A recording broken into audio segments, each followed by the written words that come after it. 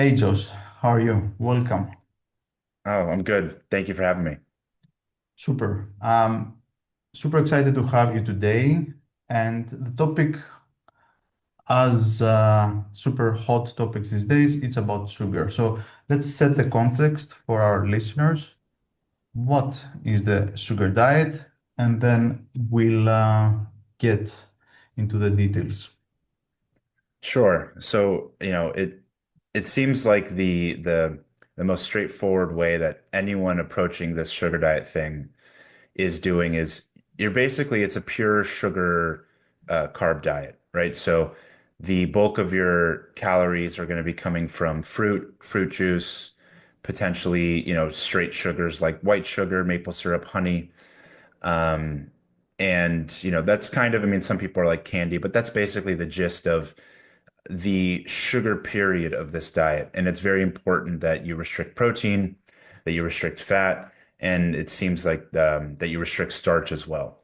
So in many ways, it's pure sugary foods. And in many of these implementations, it's of a cyclical nature. So you might have a more what we might consider a more traditional dinner of meat and vegetables. Um, but it's funny how depending on who's talking about it and who's implementing it, all of that stuff is the variable that can be changed and the thing that's really consistent. And it's why you've seen this sugar fasting thing almost take over it on, especially on YouTube. It's it's just this like pure fruit sugar diet. In a sense, it's kind of like fruitarianism, that is not forever, right? It's punctuated by the inclusion of other foods. Is the sugar diet coming from, Ray Peat audience? Maybe you can type in the notes and tell me where you think this has come from and if it's influenced by Ray Peat and who is Ray Peat, if it's relevant.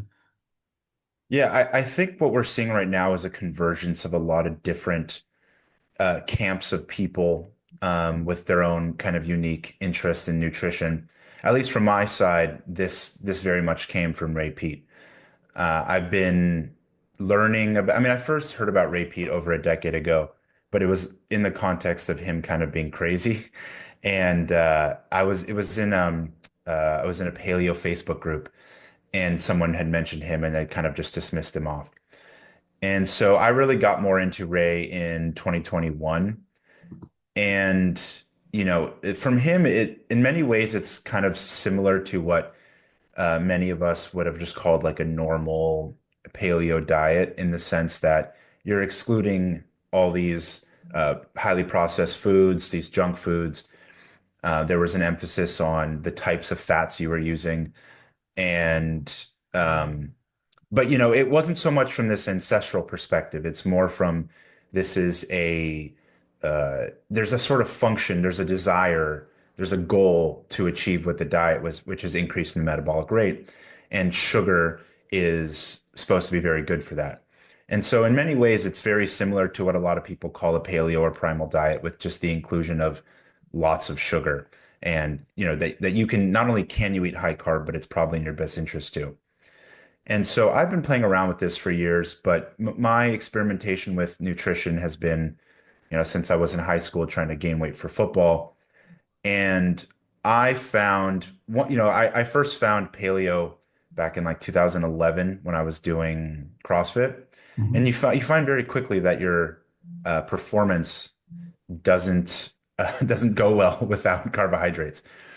And so I had actually gotten to what I would kind of consider a very high carb diet back in 2019, which was, 500 plus grams of carbs a day within the context of an otherwise full, varied diet, which included meat and starch and veggies and fruit and dairy. Um, and so I had enough experience with high carb before I got to Ray Peat. And when it came to, a lot of things, there's because I kind of exist on this sort of world in Twitter, and that's where a lot of my Ray Peat kind of community comes from. And I think a lot of how anyone approaches any of these kind of diet cults that we might call them is really predicated on the people that they connect with through the diet. And you kind of learn from the people just as much, if not more, than you learn from the source material. And one of the things that I've noticed is a lot of people find Ray Peat once they've tried everything else. It's kind of like this, I'm kind of on my last legs here. I really need an answer that these more simple solutions aren't going to get. Because, if you're already healthy and you have all your results and you just want to lose a little bit of weight and you cut your calories a little bit and you lose weight, you're just like, great, that's fine, that's easy, I don't have any problems. And then you have people who go for the more, I don't know if I want to call them fad type diets, but the diets that kind of have a whole philosophy behind them and exclusion of foods and inclusion of other foods. And so you have veganism and paleo and keto, and people, they get their good results and they're like, great, I'm fine. And usually what happens is those results only last for so long, or they just never can quite get them and they're just like, I really need something else. And so for me, I had been exposed, and I tried carnivore in 2020. And for me, the kind of reason to get into a more restrictive diet like that was I just felt like my digestion wasn't where it needed to be. And I Mhm. had this discomfort with bloating. And, it just felt like this shouldn't be a problem. I feel like I need to solve this problem. And so I tried carnivore, and it worked really, really well for a short period of time. And then all of a sudden, my body became very aware that it needed carbohydrate. And so I started adding in raw milk and honey to an otherwise mostly carnivorous diet. And I started reading about both Ray Peat and Augenis Vonderplanitz, who, if you're familiar with him, he created this raw primal diet, which is in many ways a very similar diet, but all the meat is raw, the milk is raw, the eggs are raw, all that. And it kind of seemed like I was at a fork in the road. Do I want to go down the peat path or do I want to go down the primal path? And I've always kind of always defaulted towards this naturalistic kind of approach and things. And so this, oh, well, every animal eats all their meat raw. So maybe if we kind of do this very primal, ancestral kind of caveman thing, that's the answer. Well, that didn't really work well. It actually worked terribly after a while. I gained a lot of weight and I got very sick after a period of time. And so it was basically like I ended up in the hospital, and that's when I was like, okay, Ray Peat saved me now.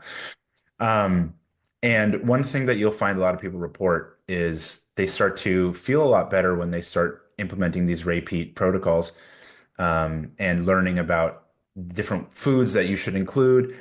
And people tend to gain a lot of weight because if all of a sudden you've been coming from, which most of us have, a kind of not necessarily keto, but and not even necessarily low carb, but that fat is good. And then all of a sudden you get told that sugar is really good for you and you want to eat a lot of carbs. Well, pretty much you kind of find yourself in not just a metabolic swamp, but a lot of all of these foods. And you start eating a lot of ice cream, and you kind of just start eating everything. And so for me, at a certain point, I was like, I need to lose weight. And also, I don't feel as good as I should if the idea is these foods that have all these various nutrients in them, I'm getting a very nutrient dense diet. What's going on here? And I had started doing just like a more traditional cut, but it was just like, I'm just going to cut all the fat out of my diet. This was like 2 years ago. And I dropped like 25 pounds. My diet was like non-fat Greek yogurt, dates, some cereal, shrimp, and rice. And I would just eat tons of that. I would put a full cup of sugar into my coffee every day. I would drink orange juice, and the weight came right off. But then I started to notice that I wasn't feeling very good after a while, and I thought it was from the low fat idea. Um, and then this comes, I'm kind of like, ranting in a sense, but for me, at least, I feel like the kind of the picture kind of just explains how I got here. Because losing weight is actually very easy. Losing weight is one of the easiest things in the world to do. Just don't eat, you will lose weight. But the question becomes like, how do you feel good? How do you not just adhere to the diet, but want to adhere to the diet and be, a high functioning person? And at first I thought that, okay, It seems that my cholesterol, I probably dropped my cholesterol a little bit too low from cutting out a lot of fat, and maybe my vitamin A is now very too low because I've cut out all these foods. But it wasn't until Anabology, who I'm friends with on Twitter, started talking about the honey diet that I kind of started to think about, okay, wait a second. What have I done in the past that works? And why is this really resonating with me?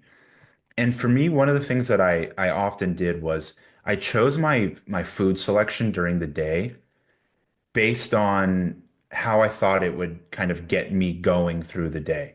So having like a big plate of bacon and eggs in the morning for me was never really something that made me feel good because then I wouldn't want to go and be active during the day. I wouldn't want to go hit my workout.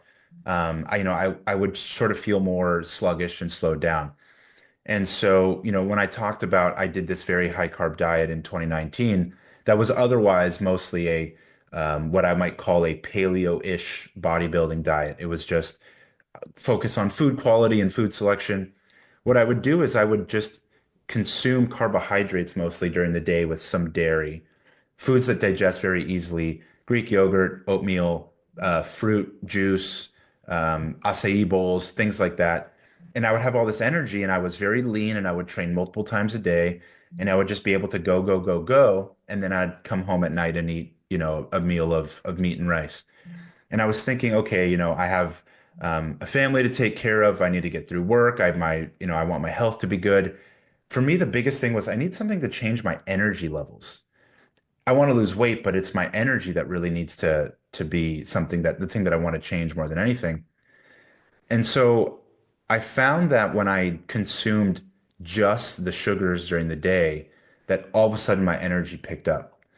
And that's where the protein restriction thing started to, in my head, go, wait a second, how much of this is the importance of the protein restriction? Where's that coming in here? And this is what kind of where all the Ray Peat stuff is. It's hard to parse through because it's very, very deep. He has a lot of articles, he has his books, he has his podcast.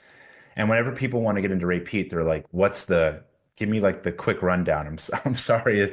It's not really, I wish it was that simple, but it's been like years and it's like it's not even him. It's like one of my friends says something in passing. And then I might reference a Ray Peat article, but then I'm going to go look at another study or I'm going to listen to a video that had nothing to do with Ray Peat. And it's these little ideas that help you understand the entire bioenergetic frame. And, and that's where for me, Ray Peat just sells the best. It's, do you want to increase the energy of the system, right? That's why it's the quote unquote bioenergetic approach.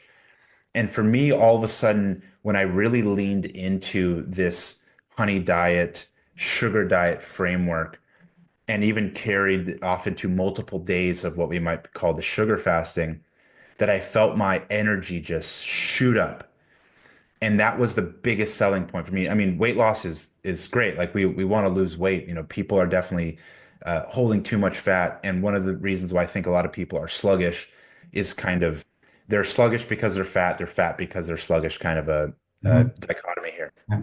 Um, but in many ways, I feel like the sugar diet is not necessarily a distillation of Ray's work, but it's kind of like a path right through a lot of the details and the noise. And I have found myself because, Ray talked about how you want to have a high body temperature, right? That is the sign that the body is really functioning well, that it's churning along. And my temperatures are much higher now than they were when I was following a more well-rounded diet and even taking thyroid. Now I get above 99 degrees Fahrenheit every day. And in many ways, yeah, I think that this sugar diet thing is accomplishing what for myself and I think many other people wanted to get from the Ray Peat approach kind of initially. Perfect. I hope we can unpack a few of the things you said. As a young sports person playing football, you ate a lot, so you probably had a high metabolism. You also said that key is energy, and actually in Keto Box we That's our logo actually, that open your box of energy. So metabolism for me and energy are key. So maybe we can uh, discuss for a sec what is metabolism and do we actually want a high, in your opinion, or low metabolism? Yeah, there's this idea, and again, a lot of this comes back to the philosophy that any individual has when they approach anything. And I think what you see a lot of happen is this kind of like misapplication of uh, an outlook on the way that someone does something, and then they apply it also to this organic system of the body. And so similar to people who get really fixated on a calories in, calories out thing, where they think, oh, it's a one-to-one thing. There's this unit called calorie, and it's all calorie and it's all equal.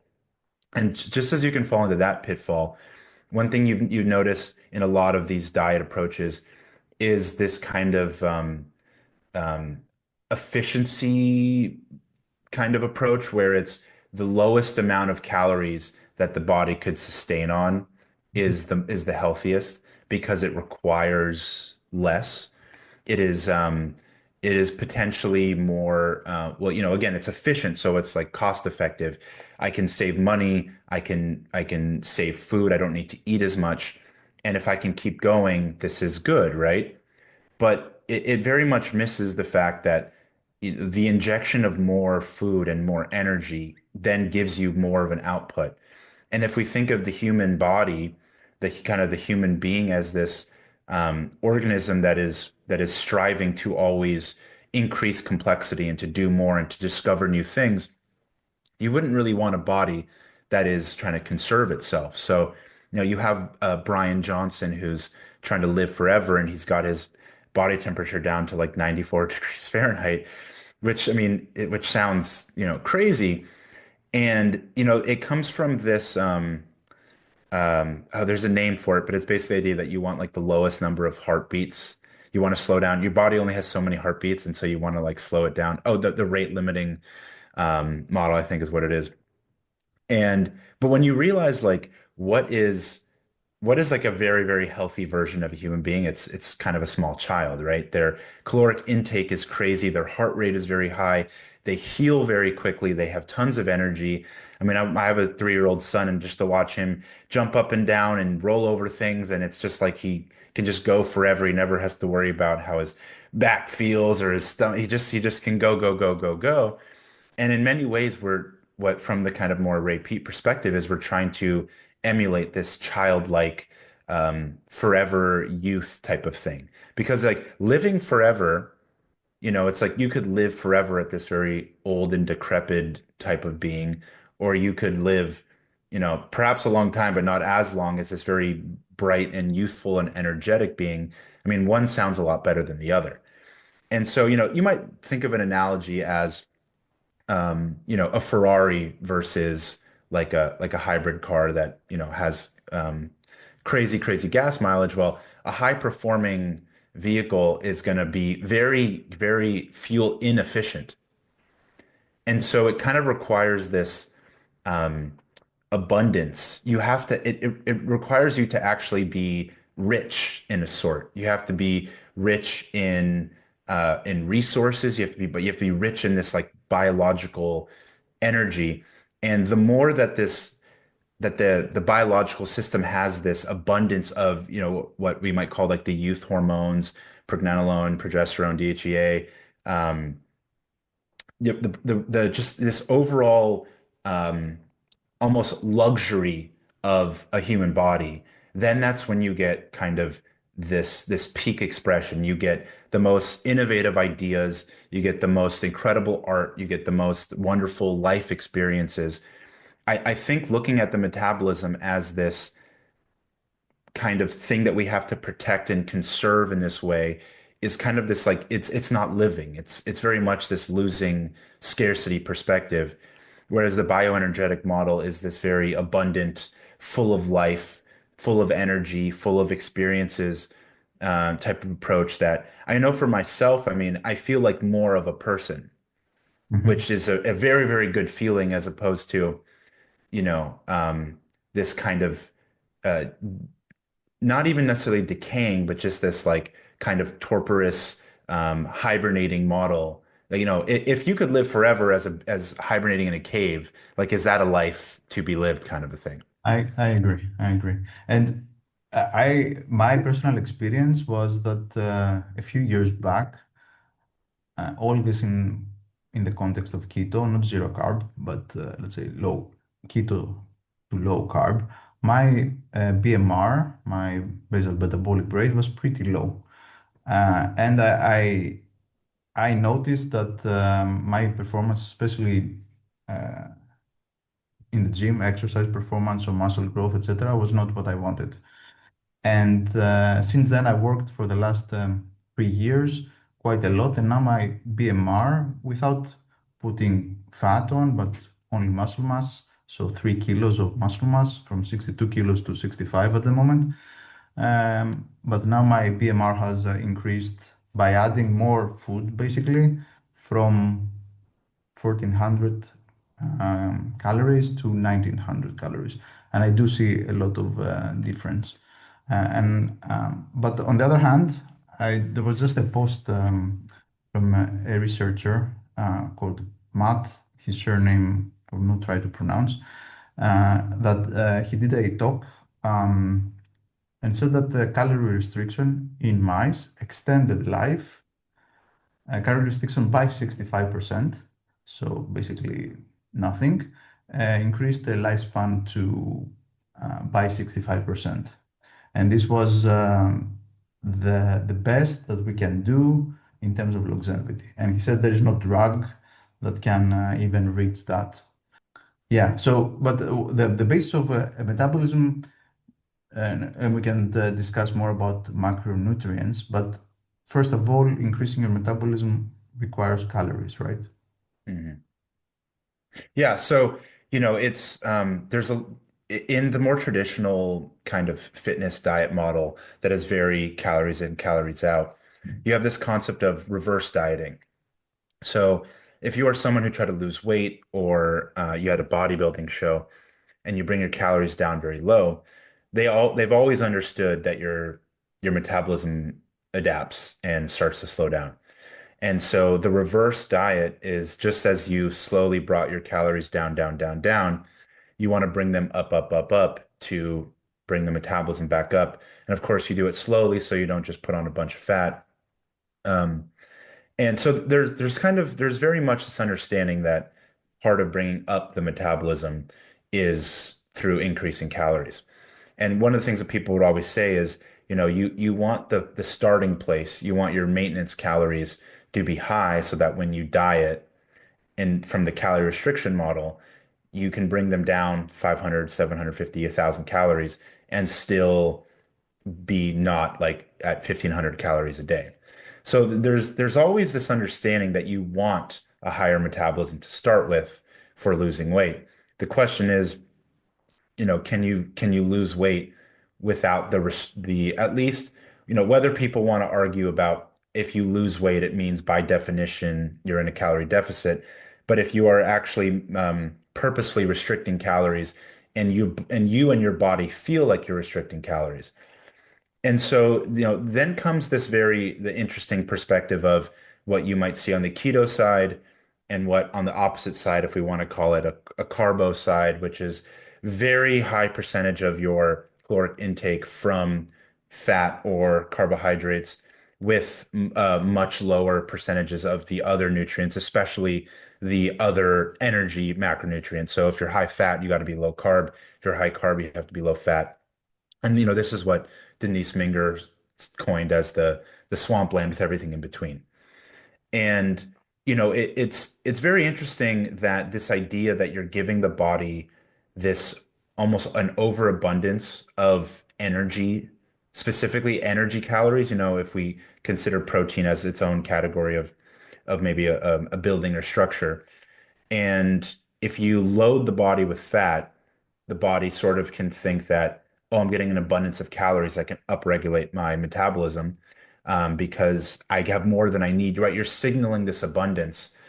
And the same thing with this abundance of carbohydrates. And, we can get into whether or not there's this FGF21 thing specifically for the liver? Is there some other factor involved if the calories don't target the liver? But then you kind of have to ask like why why does it because then there's the Matt Stone thing, which again we were talking about temperature.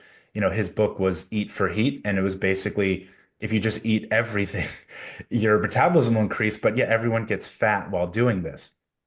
And so one of the things that we really have to figure out, and I don't know if we have a clear answer of it, is why do you get fat if you eat a lot of everything, but not get fat if you eat a lot of one thing and not a lot of the other things? But I know for myself, I never really did a true keto diet. I ate low carb for some time, and when I was younger, and then I did carnivore for pretty strict for about 6 months.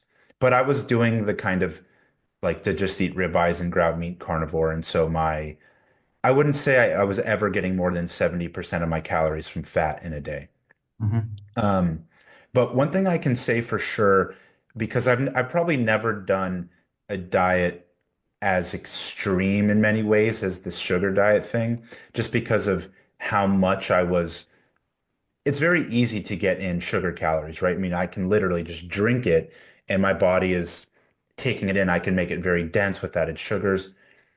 The the feeling of the heat that you can get, like the sweating that you'll start to have, and not just that, but the drive of the body to then go do things, that is what really started to get me very, very intrigued with this. Because as someone who had been for, I don't know, about a year or so, really struggling with low levels of energy. I mean, it was the first time in my life I had worked like kind of a more traditional office job, and maybe there's a lot of elements there, but I was felt like I was dragging myself through every day, and it was just very, very hard and very hard to focus, and I was having a very tough time. And when I just started loading the sugar from the first thing right in the morning, all of a sudden it's like I had an overabundance of energy and I had to like go walk in the parking lot. I just like I felt overcome with energy, and it felt very much like instead of this idea that oh, if you eat foods you can justify eating perhaps this way because you're very active and you're burning it off. This kind of flipped everything on its head for me, and it was if you signal the body that you're just saying hey, here's a bunch of energy, and it's almost it's such a purified sense without the conflation of any other nutrients that might inhibit the ability to absorb those that energy, that all of a sudden your body will then it will burn it off itself. It'll almost force you to burn it off. It'll cause you to get up and move around more. It might cause you to start fidgeting more. It might cause you to think more and do more. And that's kind of, I mean, I'm someone who had ADHD as a kid, and you always think it's an abundance of energy, but in many ways it's like kind of that almost delirious, um, you know, uh, flip side of that where you have this energy, but it's very erratic and disjointed and disconnected.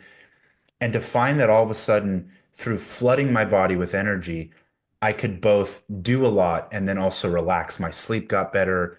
I started getting back in the gym, which I just struggled to get back into for years after I had gotten sick and kind of gained a bunch of weight from Primal. As someone who spent my whole life living in the gym, all of a sudden I just kind of didn't really have the energy to and didn't really know what I wanted to be doing. And really without anything else besides just this pure sugar diet without, any fat or any protein, I was being driven to do more work. I was driven to move more. I was driven to go to the gym more. My sleep got better. In many ways, it just felt like the sugar itself was um, the spark, was the catalyst for all the things that came after, as opposed to some sort of other be series of behavioral changes and patterns that it fit into. The kind of the sugar in itself and the absence of everything else seemed to have been what drove it the most for me. Okay. Where does fasting fall into the Ray Peat world? Dr. Panda says that we need to fast for 14 hours, for example. I mean, that's not excessive, I guess. But where do you stand in terms of fasting? Yeah, and maybe if you think that the benefits that might happen for the period we're not eating if they're relevant or not. Well, I think the because the reason why something like fasting or keto would be considered unhealthy from the Ray Peat's perspective is that it kind of triggers the stress metabolism, right?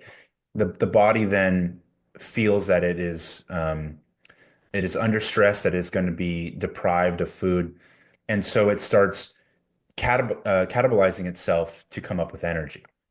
And that's, where cortisol kicks up, adrenaline kicks up, you're going to get gluconeogenesis, and it starts, harvesting the body for nutrients and for glucose.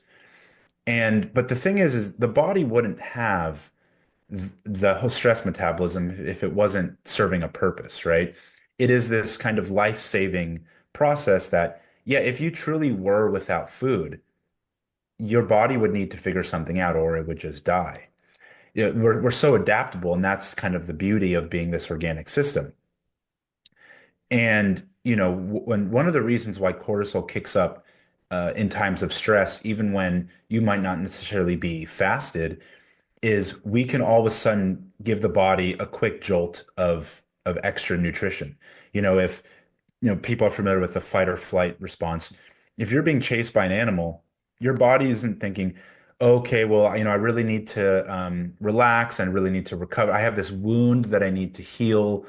It's like, no, I mean, we're about to die right now, and everything else can wait. So we're putting an emergency that is going to jump at the top of the priority system of the body.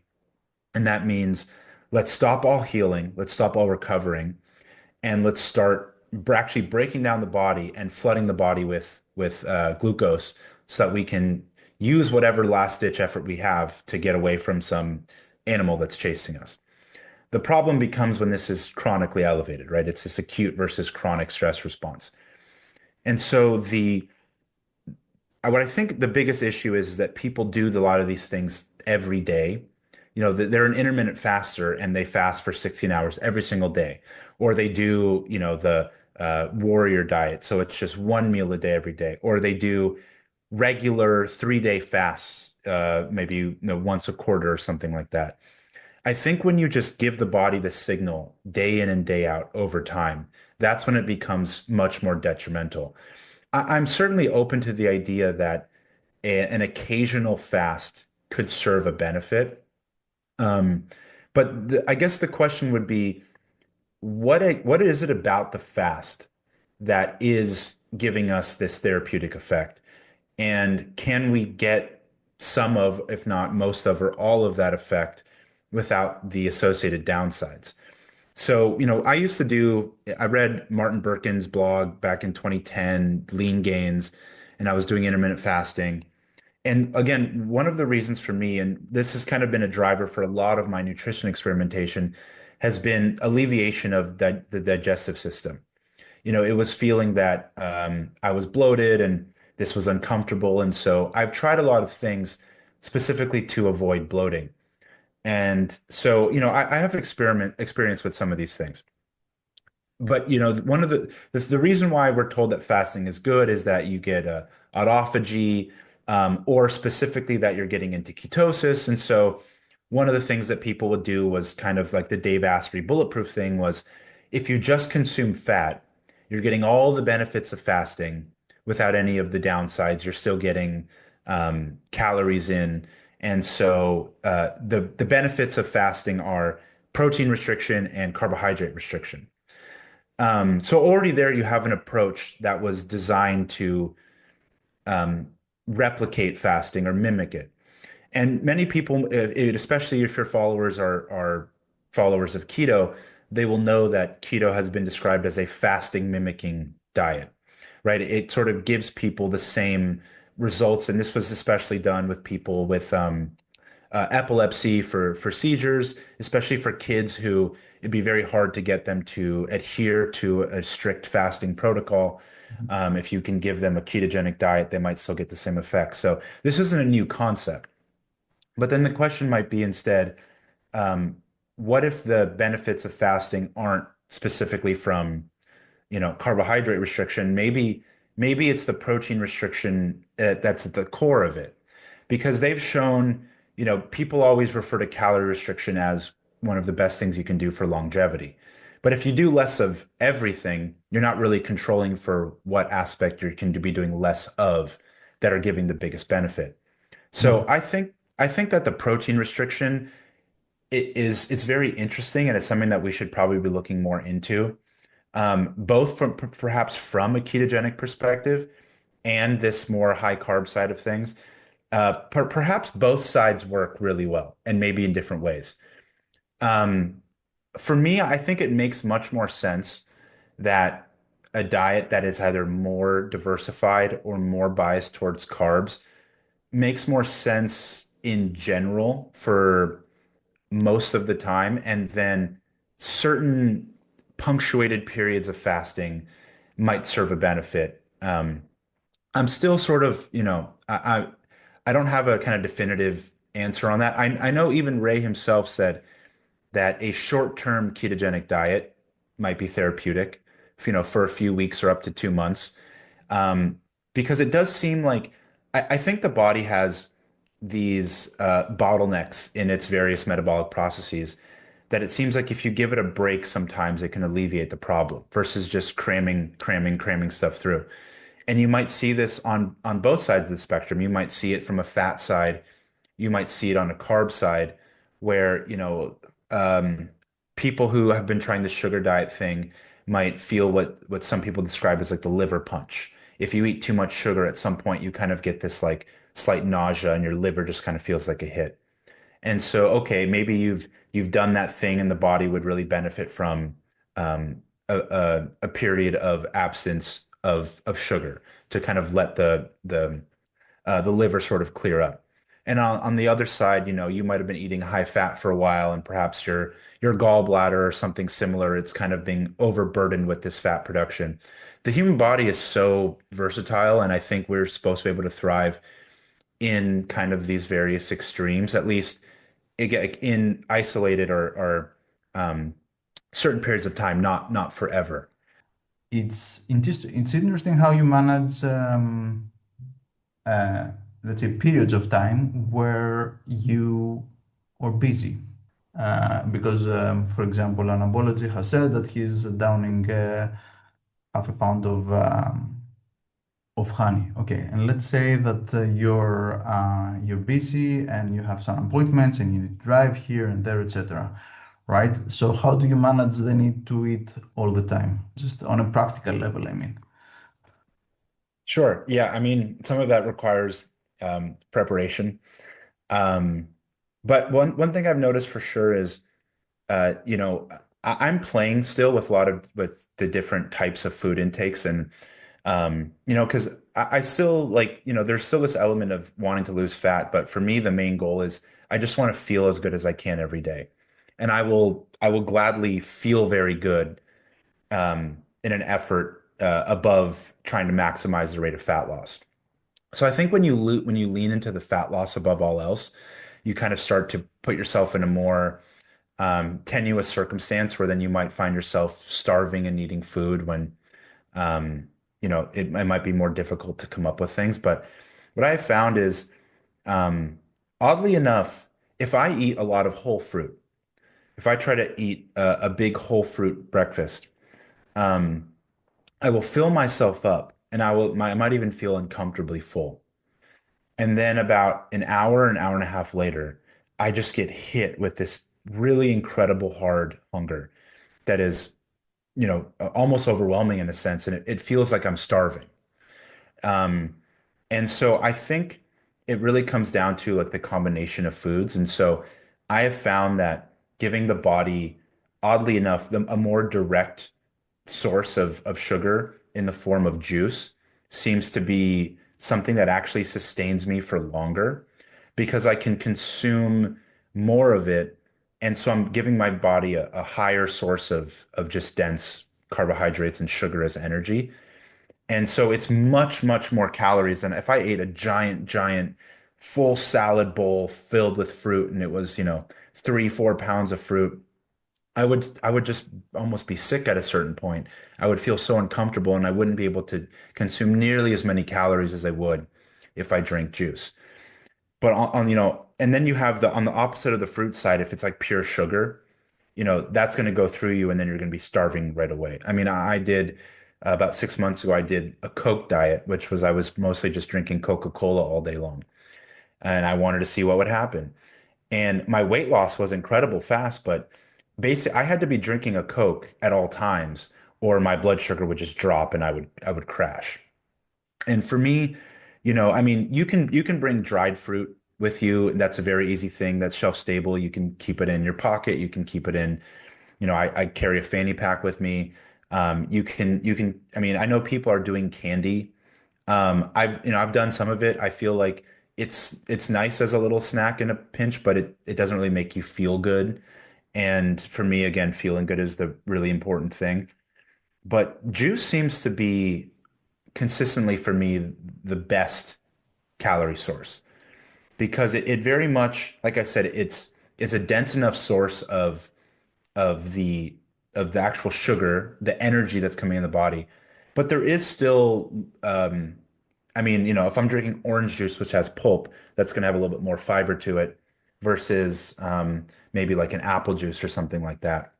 And actually, I posted a YouTube video about my experience with orange juice versus apple juice. And I really, really like orange juice as kind of like my daily meal, so to speak, because I feel like it holds much longer. And you kind of have to put yourself in a situation where you can, um, depending on what you have to do during the day, you can kind of prepare as well as possible by, for me, it's been consuming a lot of orange juice while also having, I might make sure that I have like a little bag of dried fruit or perhaps even some candy, some gummy bears as sort of like an emergency if I can't get more fruit or more juice during the day. But I mean, I kind of set my day up such that, I either bring something with me. If I'm at home, I of course have food. If I'm at the office, there's a fridge. Or if I'm driving around, I might be able to just stop in somewhere and grab another juice. Or at the very least, an emergency, go through a drive-through and get a lemonade or a soda or something like that. But I think you can do this in a fully, if your focus was on purely what we might consider natural whole foods, and I don't want to drink any soda, I don't want to eat any candy. Dried fruit's probably the safest bet because, it'll be stable and you can bring it with you. But for me, I have just tried my best to have juice available as much as possible. And then fruit is almost this kind of added side of things, mostly for either just mouth texture and feel, and maybe a little bit of fiber to keep things moving along digestively. But I've definitely been biasing towards fruit, juice over whole fruit, and I seem to feel best when I do that. Okay, thanks for clarifying. I think that's a topic of still discussion between keto or low carb and high carb, because I think most of the low carb people would argue that they prefer 2 meals a day than eating, snacking, or whatever you define it all day.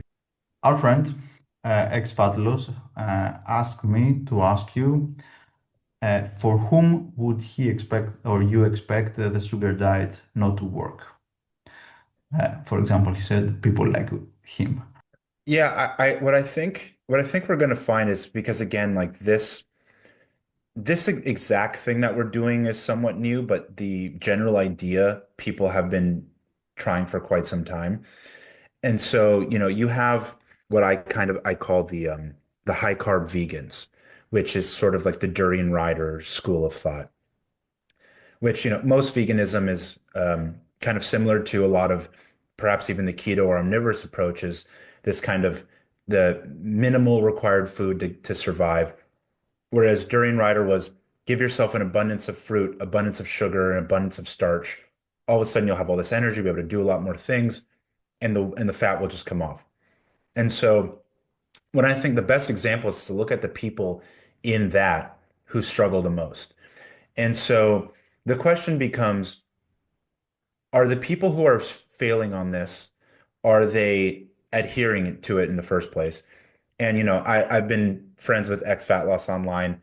It's impossible to know what someone's doing, but the way that he approaches things, I kind of think of him as someone who's likely to adhere or at least do what he's saying that he's doing. Um, and then, you find that, especially in his reports of his diets that he's been doing, he'll report anything that he can't adhere to, he has some horrible feeling that he then decides to cut doing it. So, he tried this glass noodle diet, which was just like pure potato starch that had no protein, and it destroyed his digestion. And then he felt, this was the first diet that he said he thought was actually very dangerous, that he thought could be very harmful for people. And it was that kind of sickness in the liver that he was feeling. And so, it's very, the body's obviously very complex because if it was simple, we wouldn't have these problems. We wouldn't have all these people trying to figure out diets to do. Um, and, in many ways, I think almost a more extreme version might be worth trying. If anyone has ever experienced an actual juice cleanse, which is essentially in many ways similar to this sugar diet, sugar fasting thing, but is much lower calorie. If years ago I watched the documentary Fat, Sick, and Nearly Dead, and it was just after college, my roommate and I decided to try a juice cleanse. This kind of idea that we had just spent 4 years partying and done a lot of terrible things to our body, and perhaps we need a little bit of a reset or a cleanse. And so, I couldn't tell you what the actual caloric intake was, but it's predominantly green juice. And I can't imagine we were getting more than 1,000 to 1,500 calories on the highest day. And I mean, I dropped 23 pounds in 12 days, which is a very extreme rate of fat loss. But if you watch the video, the documentary, these are people who are like very, very obese, who are losing hundreds of pounds. And I can't imagine that that person who weighed 400 something pounds is metabolically more deranged than ex-fat loss is. So then the question then becomes, is that going to be healthy at all to do? Um, and the thing is, I think if you're that overweight, it's kind of like, and I don't think ex-fat loss is that overweight anymore. At least I don't know how much he was at his highest. But when you get to a certain point, it kind of becomes a life or death thing. And I think just like I don't think anyone should have to be doing this diet. I don't think anyone should have to do keto. I don't think anyone should have to do sugar diet. But in many ways, we're kind of screwed up, right? Like we're metabolically screwed up, whether it's the foods that we've eaten already in our lives, if there's something wrong with the environment, it's the air, the water, the EMFs, God knows what is screwing ourselves up. So we're kind of like in a different, we're not really just trying to um, contain ourselves within like the natural world and what some caveman would have eaten or something like that. We're going to have to open ourselves up to pushing the boundaries with extreme diets, perhaps extreme substances, whether they be natural herbal extracts or they actually be pharmaceuticals. It's kind of you're dealing with these harmful aspects of the modern world, and we might have to do something a little unusual. So if the question becomes, what exactly is it about these people who are very overweight, who can't lose weight on an all carb diet? Your different cells can be insulin resistant or insulin sensitive at the same time. So there's this kind of like systemic resistance versus a more specific resistance in different types of tissue, muscle versus fat. The body seems to be very much I don't know if I want to say damaged if people, have any issue with that, but the body seems to definitely be very injured in such a way that losing fat seems to be just no matter what diet approach they do, very, very, the body just seems to fight it as much as possible. But we already know, we've seen studies where people whose ancestors lived in recent famines, epigenetically, they're going to be more predisposed to being overweight. And at many times, some people just kind of might be really fighting an uphill battle. And I know people don't want to hear that they can't do it, but I think there's the understanding that, hey, you can do this, but it might be really, really hard. Mm. And that kind of is then going to require How extreme are you willing to take this? And I think in many ways, as ex-fat loss has found with his heavy cream diet, that's a very extreme thing to do. It's one food in perpetuity. Um, and I think he's found like this kind of nice, like that's kind of like his safety net. He knows he can always go back to that and he feels good. But if there is some sort of result that he's not getting from that, then he's at some point going to have to very much be willing to try something a little bit more extreme. And from his perspective, because I see his post specifically, and I see the way he talks about diet, and I totally empathize with him, and I agree with him in the sense that a diet that truly works, not a diet that can get the job done, but a diet that just works would work such that you could eat as much as you want, the adherence would be easy, the body would just sort of fall into kind of in a sense like a perfect homeostasis. And I just don't know how much of that is not that it's not possible, that it's going to be easily achievable. It might require some supplementation of certain nutrient. It might require some medication to kind of jumpstart or get through whatever these blockages are. But I would be surprised if, you know, what I have found for myself is that I can lose weight restricting fat. And if I, but I, and I eat, protein and carbs as much as I want. And then at a certain point, my hunger starts to get very, very aggressive for fat. And, I start to want like cheeseburgers constantly. I just crave cheeseburgers. But if I don't eat protein and I eat just sugars and starches, I really don't have any cravings.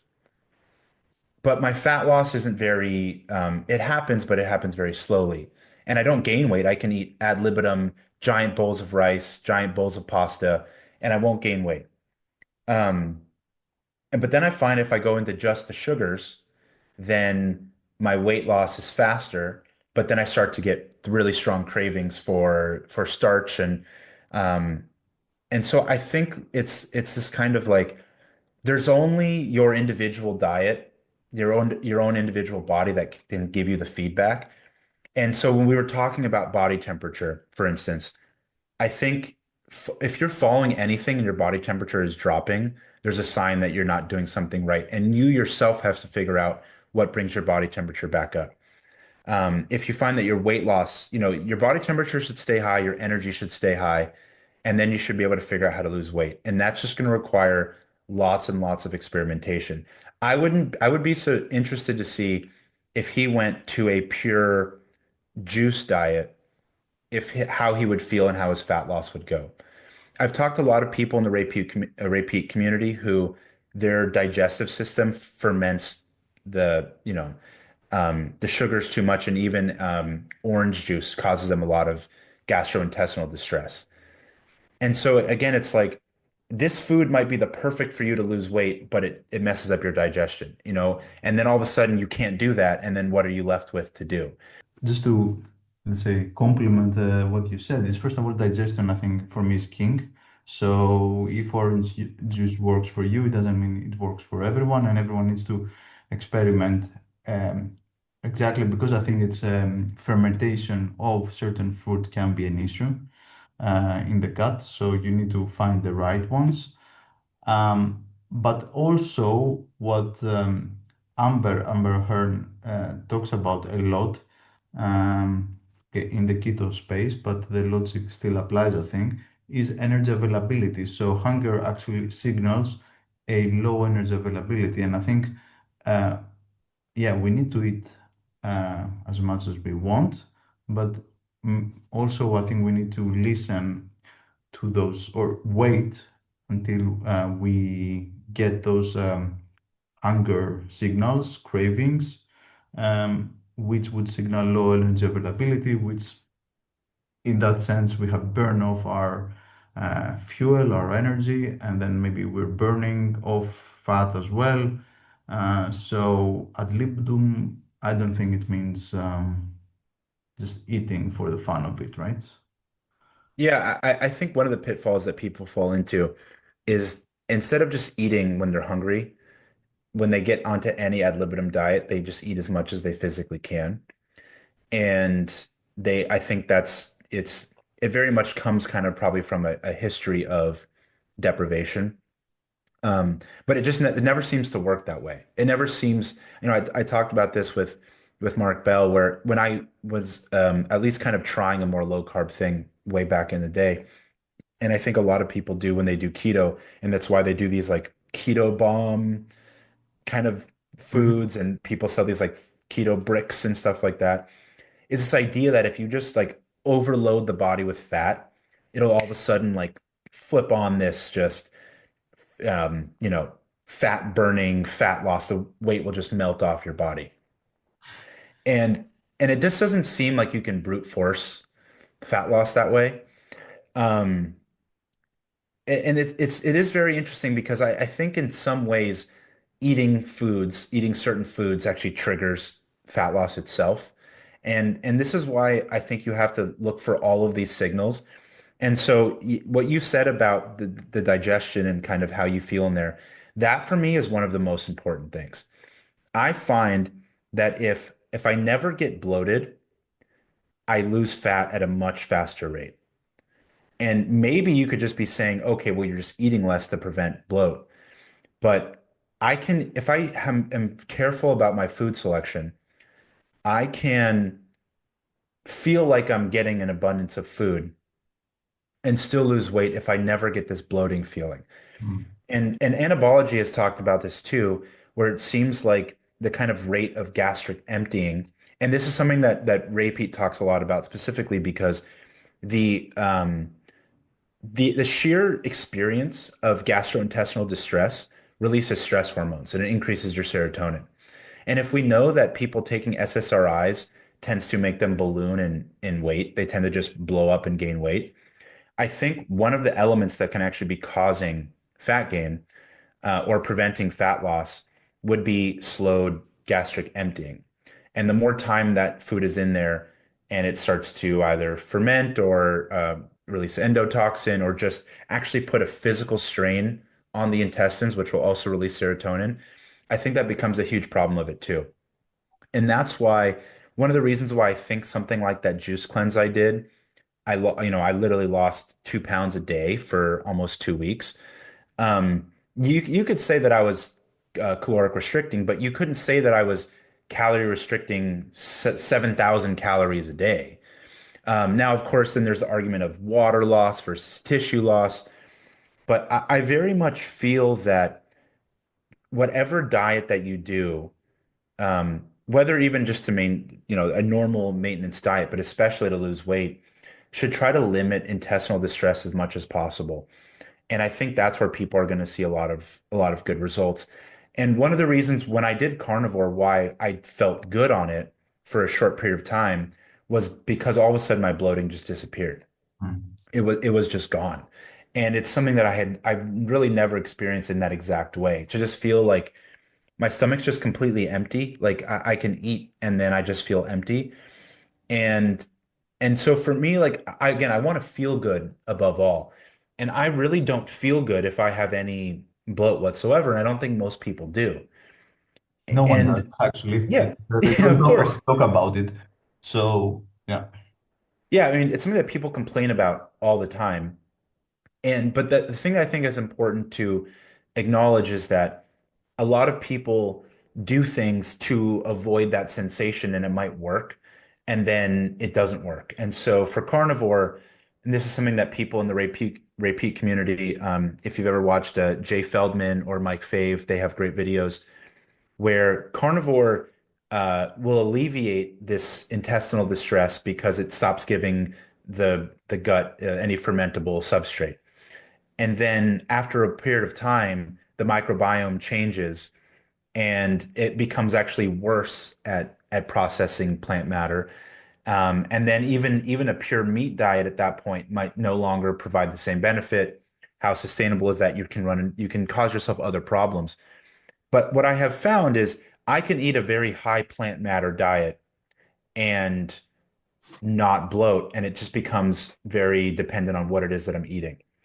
And so when I did the juice cleanse, I was taking an herbal laxative along with it because while you're cleansing and you're supposedly, you're detoxing and you're releasing all of these stored toxins in your fat, you're liberating them into the tissue. You really want to make sure that you don't just recycle them back into your body. So I mean, again, this was like a very specific juice cleanse that I followed from a book. And it included a binder, like some kind of clay-like supplement, and this herbal laxative that just kept everything flowing out of your system. And I mean, my bloating was completely gone during that. But what I noticed was it held for quite a long time after I started including normal foods. And so just like you might say, hey, maybe a true fast is actually something that is therapeutic. And if you give yourself a punctuated amount of stress, that benefit can carry on for a long time. I think again, we can maybe find the best of both worlds. And so a diet that is higher in calories and higher in energy, like fruit juices, maybe more so than the vegetable juices, can perhaps replicate something very much like that. And weirdly enough, for me, I mean, I keep experimenting because I'm just very curious. I think I'm settling on, like I said, kind of a juice-based for the sugar fasting period. Again, I'm not, this is not my life, a juice-based diet. And if I include white rice in there as well, that doesn't seem to cause any bloating problems for me at all. And it also seems to help pull things out of me, perhaps what is left behind from when I eat my more normal dinners. But the bloating is almost like completely subdued. And so I think paying attention to the two biggest things, or maybe perhaps three, because if you want to keep the stress down, you want to keep the metabolism up, you want your body temperature to be high, you want your gastric emptying in the sense of bloating, right? You want to be empty on the inside, and you want your sleep to be good because if your sleep suffers, then your stress hormones will kick up and you'll run into problems. And I think that is going to slow down the results for people. I've noticed that when I don't sleep, my fat loss very much stalls. But when I'm sleeping well, the weight kind of starts to fall off. I think if you can really get those three things, temperature, digestion, and sleep on top of and feeling really good, then perhaps whether it's a keto-like approach or perhaps, maybe a keto carnivore approach or a kind of sugar fasting, high carb approach, I think that's kind of where people are going to see the best results. If for no other reason, at least for myself, I can say that's when I feel the best. Like when I feel the best, everything is just better. Fat loss becomes easier. And, if I feel better than anything else, I mean, what really more could I want from a diet? Yeah, I mean, I'm definitely a person who very much believes in balance, but you can balance by staying at the middle and you can balance by being at the extremes of both. And in many ways, I think this is very individual. I myself seem to do best at the extremes of, I balance myself by going to the extremes of both sides. Um, I think because, as we've seen at least with kind of the metabolic swamp concept, there seems to be a certain metabolic gear that gets triggered only at the extremes and not in the middle, not in the swamp. Mhm. And so perhaps instead of following a very balanced diet, someone is struggling would benefit from hitting both ends of the extreme or perhaps fluctuating between them in such a way that they can get the effects of them without going too long and then suffer the consequences. And so, I don't think it's for people who are overweight, like very overweight, like you said, 40, 50 kilos to lose plus. You would think that just about anything that they would do would work. And so, I would I would feel totally comfortable having both ends of the spectrum being approached, whether it be from a high fat, maybe keto carnivore approach, or this very high carb, low fat, um, sugar diet type of perspective. The only thing is you always have to keep, like you said, you have to understand the psychology of the person. If this person has struggled their whole life and they finally feel good by removing something, they're going to start almost having this like religious adherence to thinking that whatever they cut out has to be uniquely bad and whatever that they are eating is going to be objectively good. And it's going to be very hard to get them to abandon that once they feel good. So a lot of that comes with, If one of these people is doing it on their own, that's one thing, versus if they're being coached through it, it requires a lot of tact on the coach to kind of frame it to them so that they understand. Um, but I would feel totally comfortable with someone starting with a perhaps a carnivore approach just for ease, and then transitioning into, inclusion of fruit and sugars, and perhaps even then lowering the meat intake. I think that that is a path to get there. Just as similarly, I think that there's a path on the flip side. And another reason why I think I'm more biasing the high carb side is I think someone who eats a very high carb diet that maybe restricts protein and fat can, just like with the way that this honey diet and the sugar diet were constructed in the first place, can include periodic foods that don't fully adhere to the pure sugar approach without any serious ramifications or losing the progress that was made. Versus if someone is doing a ketogenic diet and they splurge on carbs, and all of a sudden their body shoots up in weight from the glycogen and water and perhaps inflammation. I think in many ways, people like to discount water as it's not real weight, but I think excess water in the system is still creating this metabolic effect. I think it's a part of inflammation. It could be stressful on the system. It can make you feel sluggish. And I don't think we can just discount it as like water is water. It doesn't exist. Because you'll notice that anyone who will lose a significant amount of weight, just even like 20 pounds over a period of time, a good amount of that was water, but for some reason that water itself was still stubborn in a way. It was still tied up in some kind of inflammatory something in the system. And that's why I'm just, I'm not exactly sure how well um, the kind of the low carb keto approach is going to work, just because the fact that we don't want it to be perfectly strict. We want it to be something that still retains the metabolic flexibility. And so I think if that approach is taken, it's one of those things where the person needs to really know how they're breaking it up. In the bodybuilding world, cyclical ketogenic diets have been around for decades. Mauro Di Pasquale had the metabolic diet, the anabolic diet, which were these ketogenic diets that had specifically scheduled carb refeeds, because it was always understood that the metabolism will slow down without carbohydrates. Like they kind of already understood this metabolic effect, whether or not they fully understood how the thyroid plays into it. They always knew that the carbs specifically were able to kickstart the metabolism.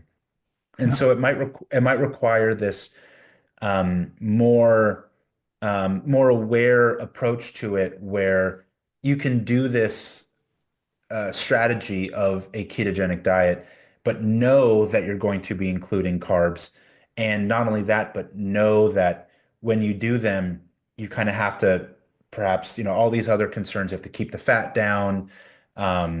It's again, I wish that nutrition was easy. And for people like us who kind of like, in many ways, we make it our lives and we play with it all the time, we're trying to understand it. It's like we never quite have the answers, but I think what we're trying to do is we're trying to accumulate a lot of tools. And for instance, like if you can understand like a pure sugar fasting diet is a thing that can work, and you understand that a carnivore or keto approach is something that can work, you can understand that a potato diet works, and perhaps like a milk diet works. These are all very much extreme things, which I just think of as variety of tools. And it really requires awareness of the self, because if you're a coach or you're a doctor and you have a patient or a client coming to you, you're not in their body. You have to get them to tell you to the best of their ability what they feel. And it seems like truly the only person who knows how you feel is yourself. Mm. And that's why I always just try to use my own experience, knowing that no one else has my body, but knowing that these are what I think about when I'm trying to evaluate what I should do and what it's working. Um, because I mean, if because I'm still experimenting as well too. It's like I'm still even always trying things that aren't necessarily working. And sometimes it's like, can I just stop experimenting for a while, get a certain thing? And it's like, no, but I'm curious, it's like, I don't know. It's I, fun, but I know what you mean. Sorry to interrupt, but because and now we've been chatting for an hour and a half now, but and we haven't gone into any, should I eat that and should I eat this, etc. Because I think, as you said, just giving a little piece of paper, which is always helpful, like the protocol. Okay, here's the protocol and follow it. Yeah, but everyone is so individual, and I've seen so many cases where just giving the piece of paper, let's say with the nutrition plan or whatever, it just doesn't mean much because everyone has their special environment and inside themselves different things, different requirements. So it's it just yeah, I think setting up the framework first is more important, and giving and understanding the tools, and then once you understand the tools you can bring them to your own specific needs. But I do have a question because this was specific for someone who wanted to ask you what how should they integrate fructose or starch, and what is the difference, and where from your experience have seen difference between fructose and starch. I mean, one higher in fructose, the other one higher in glucose. Um, and there is a debate on Twitter about that, and I think different results as well. What do you feel about that? so, just like the thing that I'd want to really get across for people to understand is that it's going to be super individual. All of the diet stuff is super individual. Whether you want it to be nature, nurture, what element of it is genetic or epigenetic, but it seems to be very, very individual.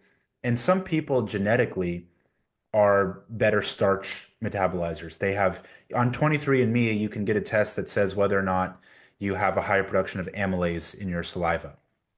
And Mhm. so, if you're the kind of person who wants that type of almost like objective feedback, you can get a DNA test and it can tell you whether or not you're more likely to have a higher amylase production, and that might signal to you that you're a person who handles starch much better. Personally, I'm a high amylase producer. I have both copies for the gene, and I seem to do really, really well on starch, specifically white rice. I've tried potato I've tried potato diet for only a couple days because I've not something I really wanted to do for longer. But I found that if I eat a lot of potatoes or I eat a lot of pasta, at a certain point I will kind of feel a little bloated. I can eat unlimited amounts of white rice. I've never found the amount. I mean, last night I had 4 cups dry of white rice. I think I had like 2,500 calories of white rice last night for dinner. Um, and it just like, digested fine. I woke up flat as a board, like no problem. And so I think, what you'll find people is some people do a lot better with fructose. Some people do a lot better with starch. Some people do a lot better with different starches. Some people are like, I can do potatoes, but not white rice. I can do white rice, but not potatoes, and then kind of anything in between. It's just going to require you to experiment. Mm. But I think that we can see that if there are people who follow the potato diet, which is a pure starch diet, and they feel great and lose a bunch of weight, that starch is a viable route to amazing sustainable fat loss. Why not? I think that we can see with fruitarians who can be who are very thin, that I mean, obviously, fruit doesn't just have fructose, it has glucose in it as well, but a high fructose diet works as well too. And so it's going to require experimentation. I think either or both can be a great part of the approach that can get people results. I do kind of like the way that it is framed by the vegans, by like the durian rider and freely the banana girl with like the raw till four thing. Fruit and starch seem to trigger like a different state, a different like physiological state of the body. Um, and I think that starch seems to be better at night. It seems to be more calming and you're probably better to help you go to sleep. Um, and the high fruit intake, the high sugar intake seems to give you a lot more energy. Even Durian Rider says it makes him feel manic, which he likes. He wants to feel manic during the day because that's just kind of where he feels comfortable. I really do think it just requires experimentation, but I think both are totally feasible in a very effective solution. A lot of people say that the removal of starch is important for fat loss, and I think you have to view this in multiple ways. If you are taking the long, sustainable approach, then I think starch is totally fine. I think you can likely lose weight with it. Durian Rider recommends it. A lot of these vegans recommend it right from the beginning. They're just saying do basically a Walter Kempner diet, eat eat fruit juice, sugar, and rice and starch, and perhaps do it raw till 4, and just do that. And over time, you'll just lose weight, and everything will be incredible. Um, but I do think that if you're kind of approaching this more for like extreme fat loss and you want rapid fat loss, I don't necessarily think that rapid fat loss is always ill-advised or unsustainable as long as you know how to come out of it. Because what usually people run into problems with all these diets, just like a ketogenic diet, is if, like I was saying with the cyclical approach, if you know that you are going to have a starch refeed, and a starch refeed looks like a lot of white rice and a very lean protein. So perhaps you go to a all you can eat sushi restaurant and you get, really lean tuna and you eat all of that and that's your refeed. Versus someone who doesn't really know they're going to do a refeed, gets really hungry, and finds themselves somewhere and they eat a whole pizza and they eat a pint of ice cream and then they just start raiding the fridge and go crazy. I think going in and out of these fat loss phases also needs to be sort of understood how you're doing it. And so if you really lean into what I think, if a traditional juice fast is this more detoxing, lower calorie approach with green juices. Maybe we want to call this a sugary juice fast. And this is something that I seem to be kind of like more leaning towards. I've found that I feel amazing. I don't feel hungry, and my body temperature is actually nice and high. If I drink, the orange juice I get comes in 64-ounce bottles, and the apple juice that I get comes in 59-ounce bottles, and the pomegranate juice that I get comes in 48-ounce bottles. If I drink one of those a day, of one of those each, I think I settle around like 2,600 calories just from that. And I eat a little bit of extra fruit. And when I do that, my fat loss is the rate of fat loss is much faster. Um, and so I think someone who really, really, really wants the fat loss above else, I think leaning into a sugary juice cleanse with scheduled, punctuated refeeds of mostly starch with some protein, like like 2 or 3 days rolling juice fast. That might be a really good way of getting the faster rate of fat loss with punctuating the starch. And I can't say I know exactly what metabolically the starch is doing, um, but I made a video about this. There's something that is definitely intriguing to me because in the cyclical ketogenic diet, they don't tell you to refeed with sugar. They tell you to refeed with starch. They want you to fill the muscle glycogen. In the raw till 4 thing, already telling you to make sure you include this starch, not just the sugar. So there seems to be something unique to the starch component because when I go just fruit, I still crave starch. No matter how much sugar I eat, I will still crave some amount of starch. I think that getting both in is going to be really important for sustainability. But if you schedule it such that you do 2, 3, maybe for very overweight, up to 7 days of the sugary juice fast with a starch refeed that's specific, that's targeted, that is then made sure to not include all other kinds of junk food.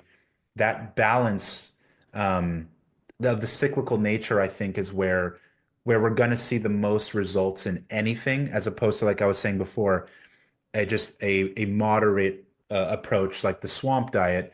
let's hit the extremes and let's cycle through the extremes on a regular basis such that we can kind of fully give our body what um, the feedback signal is from such extreme, get the benefits and then kind of get into the next thing, all thinking of these as cyclical tools to use.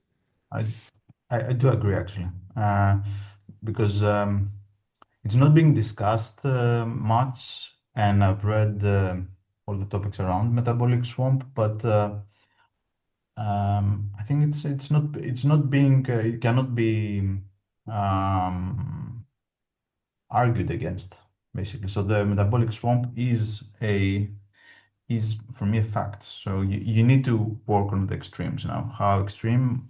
That's another topic, but I think yeah, we need to work. Even extreme may sound a bit a negative word, but it's not really. I think in that case, it's where we operate mostly, which means we cannot operate with both high carb and high fat at the same time. Um, and here comes the another question someone had for you, which is, can we add a bit of coconut oil or MCT um, during our day, let's say, of fruits? So I know the reason why they're asking this, and it's because um, the the FGF21 kind of model of that's what's driving fat loss comes from the liver seeing an excess of calories compared to the rest of the body. Of course, within the context of protein restriction. And so fructose goes to the liver, and that's basically the liver carbohydrate. And alternatively, the liver fat is MCT oil. Mhm. So MCT oil goes is metabolized by the liver, just like kind of like fructose is. And so anabology has kind of had this theory that you can, because part of how you can trigger FGF21 is not just the restriction of protein, but an overabundance of sugar. And so it seems that perhaps could do the same with adding coconut oil, or more specifically, pure MCT oil. I think it's possible. Um, a lot of people. I mean, Ray Peat himself reported that when he kept like a spoonful of coconut oil in his diet every day, that his waist would shrink. Um, I, you know, there's no, again, it's like, try it, like I haven't done that. I have found myself that, um, there are times when I can take coconut oil and it can really make me feel hot. And I think that's something to pay attention to. One of my friends on Twitter, his name is Thermobolic. He has talked a lot about the inclusion of coconut oil to a substantial degree, even like multiple tablespoons a day seems to always increase his metabolic rate and help him lose fat with a greater caloric intake. Personally, I just find coconut oil to be unappetizing. And so in the context of eating it like by the spoonful, it just doesn't sound appealing to me. I have cooked food in it. Like I like to cook shrimp in coconut oil. But what I would tell this person is to try it and pay attention to how you feel and see if it works for the fat loss. I don't think it's going to be one of those things that is like detrimental by any means. Um, but I think it's certainly possible that it could help with fat loss, or it could just be one of those things that, if it's basically acting just like fructose, it's not going to help any more than fructose, but it can work all the same. Yeah, give it a go. And again, just always pay attention to how it makes you feel. Like if something makes you feel hot, but like not like in an uncomfortable way, but in a good way, that's probably a good sign. I think it's yeah, I think the advice was spot on. Just for me to add that I mean, one is first of all also anabology, and there are a couple more studies that are being referred the last few weeks. Is that we can have the same increase in FGF21 also with a high fat diet. And in the study I've seen, if I remember it correctly, it's not because, or it's not it was not an MCT or coconut oil fat source, but overall a general fat source. So it was also stearic acid, etc. So I think both, and that's why probably keto works, and that's probably why also Jay Feldman says that also both sugar and keto or stress driven because they both increase FGF21. That's another little topic, but also just to highlight that, I mean, if we are afraid of one spoon, let's say you, for whatever reason, you want to have your, I don't know if you, how you put a little of teaspoon in your fruit juice and have put a bit of MCT. We should not. I think it's inconsequential, right? So it's probably, yeah, try it out, but don't expect that your fat loss will stop because of that little teaspoon, right? Uh, Yeah, I mean, people who do the potato diet, I thought in my mind, I thought that the diet was you just eat nothing but potatoes and it has to just be pure potato. But what you find is that a lot of the people, like, they still cook their potatoes in butter or coconut oil. They still include a fat, but it's still enough. It still works kind of all the same. Um, and I think there is, again, I think there's something very uniquely related here about the protein restriction.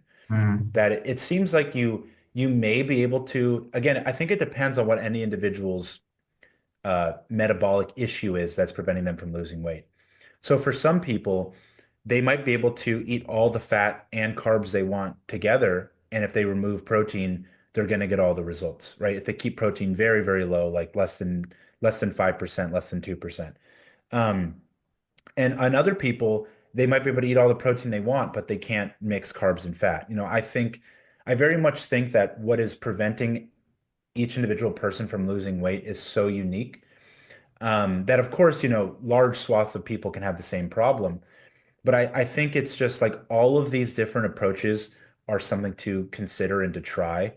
Um, and what is causing it for one person, might not work for the other person. But again, I think we're just trying to accumulate enough different tools that then people can try, but it requires the individual to be willing to try something and have it not work and try something else. And, I mean, I joked about it. If anyone who can get X fat loss lean will win the Nobel Prize.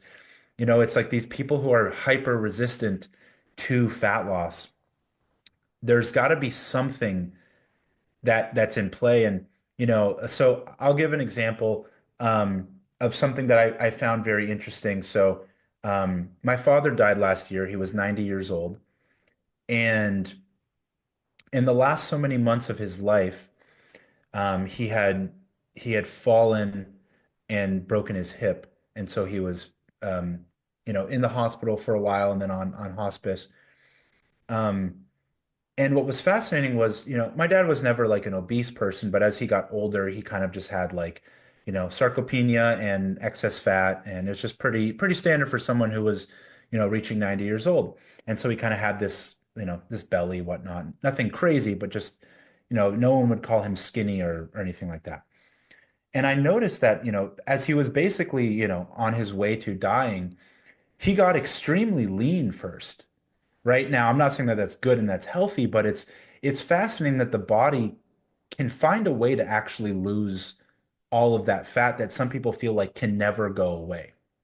Now, one of the arguments against ketogenic diets is that this whole like stress cascade of hormones is in many ways replicating the kind of a death in a way. Like all of these processes are so catabolic that they're on the path to death. And I'm sorry for bringing up something kind of, morbid for people, but for me, just like, I found it very fascinating um, how lean my dad got on his way out. And of course, it's not something that anyone would want to replicate or anything like that. But in many ways, on like kind of again, I'm sorry if it's a little bit too morbid, but in this kind of like weird bright side, like I don't think any level of fat is like beyond um, losing. I think there's always something that the metabolism can do if we can figure out what the answers are that can get someone to actually lose the fat. And of course, the question becomes, how do we do this healthily? Because if we want to replicate starvation, People called keto a fasting mimicking diet, and perhaps one that is abundant in fat and is not severely deficient in energy, still has lots of calories.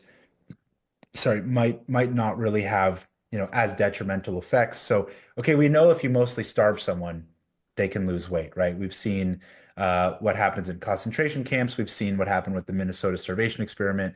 We've seen that, okay, they can lose the weight and then there's this metabolic rebound.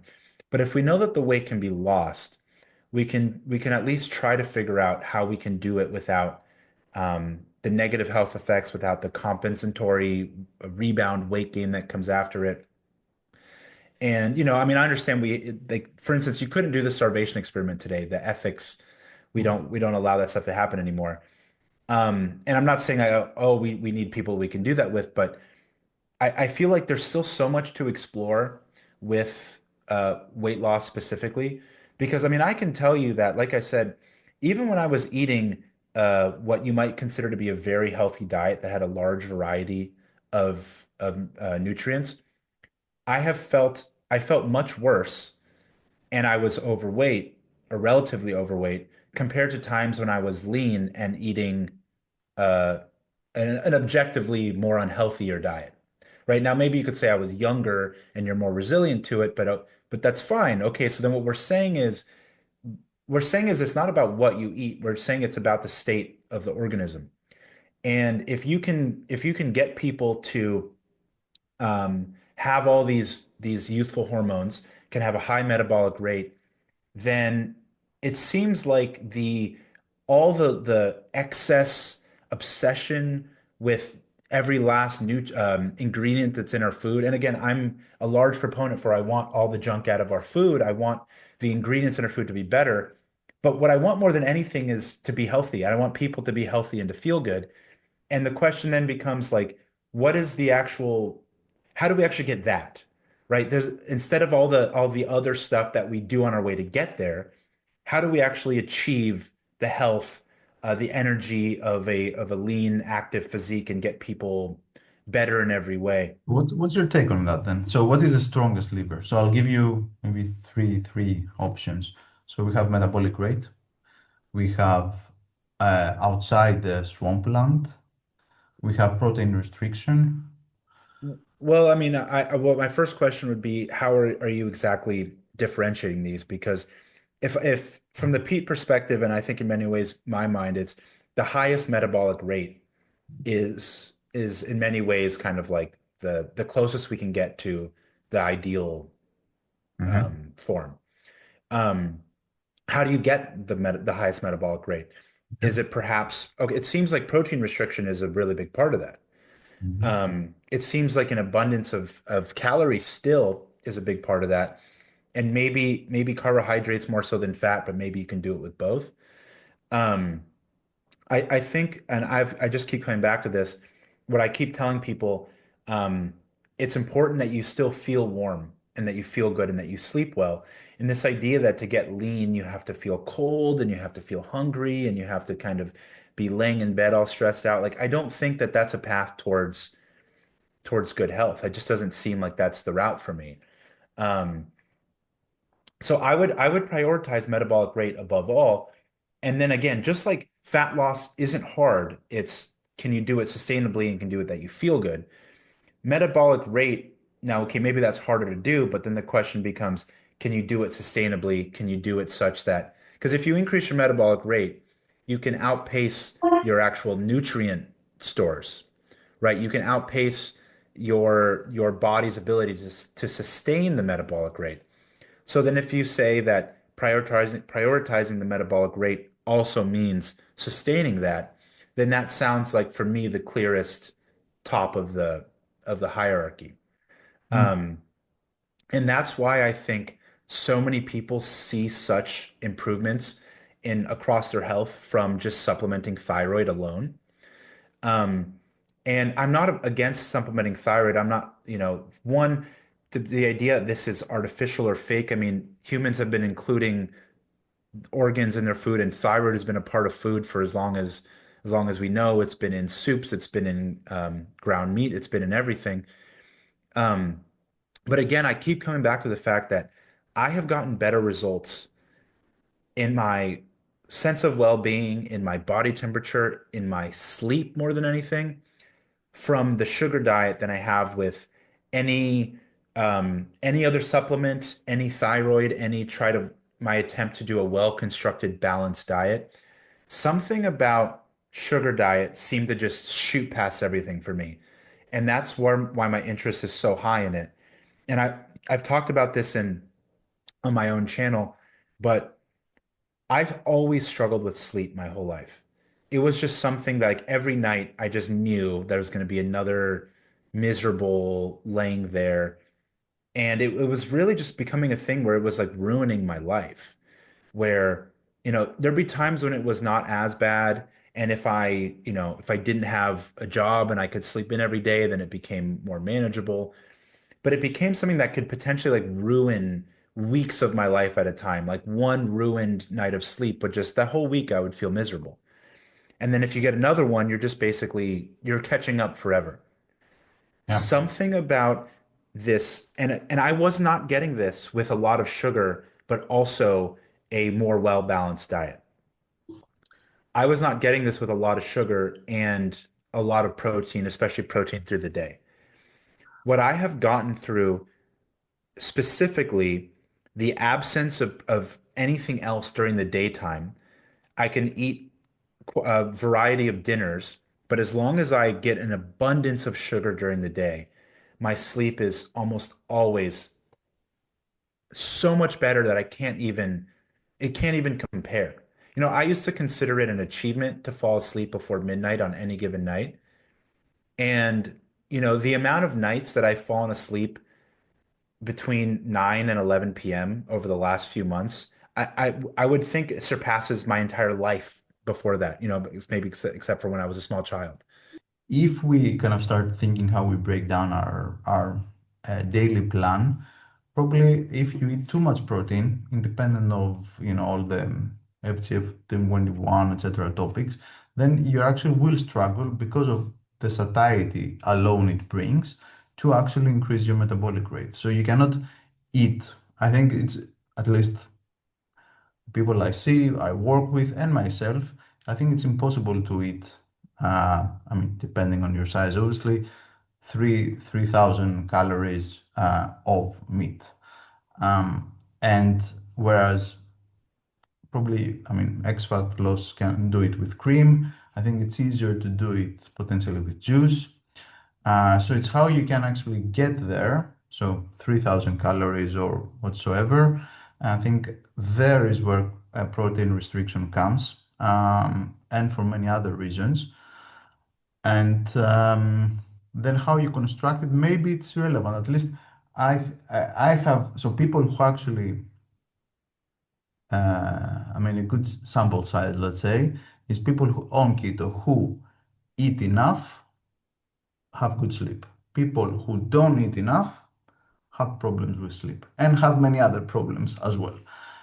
So I hear you, and I would say maybe just I mean there are many differences in the diets, and I mean we'll be here and discuss it a lot more. But maybe it's about the calories and how you can get there. And maybe for some, it's a lot easier to get their metabolic rate up by consuming simple um, sources of energy, which are easily digestible if you make the right choices. Because maybe not everyone has the stomach, let's say, to just eat 3,000 calories of cream and fat trimmings and what have you. That's Yeah, I mean, I think that it's very possible that there's two ends of this that can work, maybe not just as well for the same person, but can work for different segments of the population. And perhaps there are people who, um, again, now maybe there's a factor of nature, maybe it's a factor of nurture, but you have segments of the population who their ideal path, or maybe not even ideal, but the most effective path that they're going to find is a very high fat keto approach. And you're going to see on the other side people who are going to do much better with a high sugar, high carb, low fat approach. Um, I think that I am. I think that, I was saying before, I think there's definitely a genetic component to it. I think, for instance, if you're someone who has an example like be high amylase production, that might be a sign that not only do you need high carbs, but you need high starch specifically. Um, and one thing I wonder is, I very much think that I'm kind of what they call like a high metabolizer for sugar.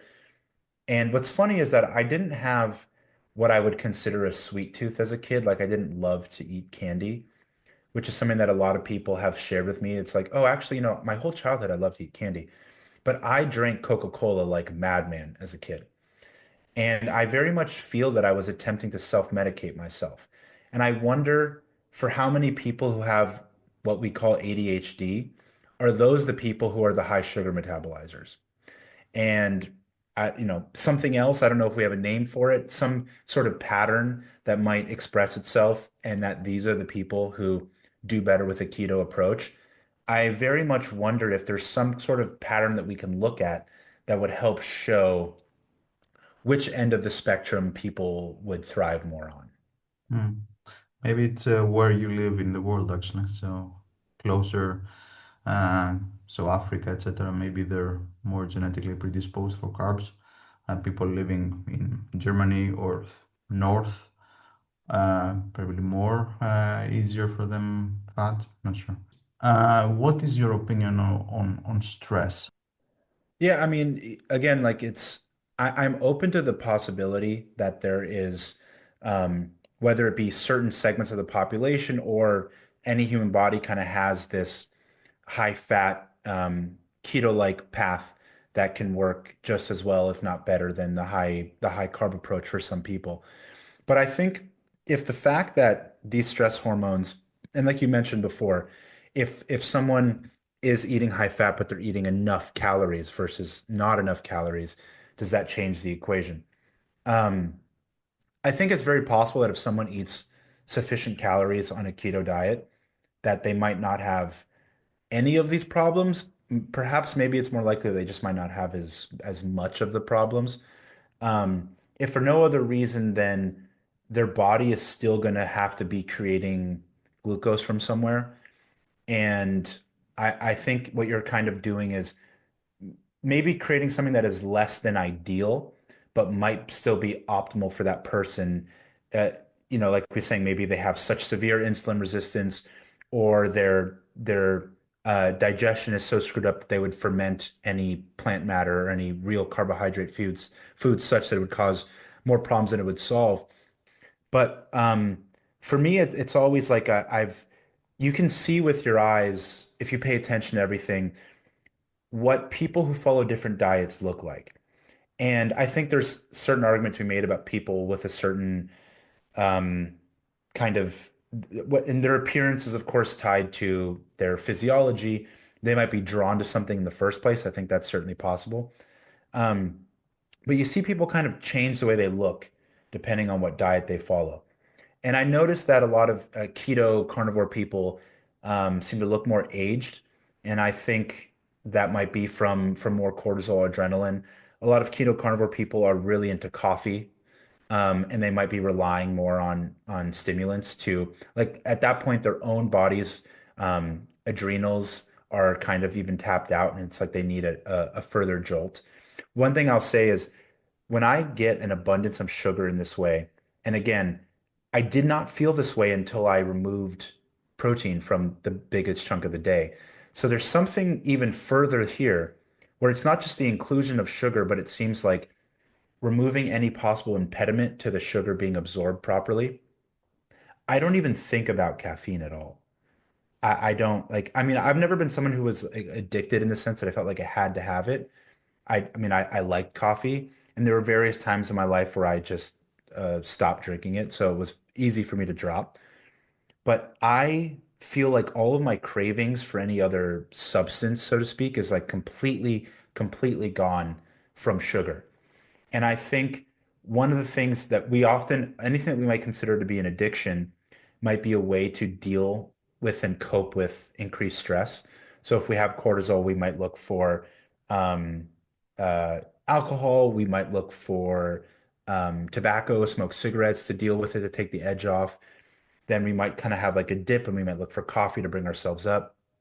Um, that's one of the things I kind of heard from Durian Rider, where he said that if you just get enough sugar, if you actually satisfy your sugar cravings, because most people think of sugar as being bad, and most people think of sugar as being really bad.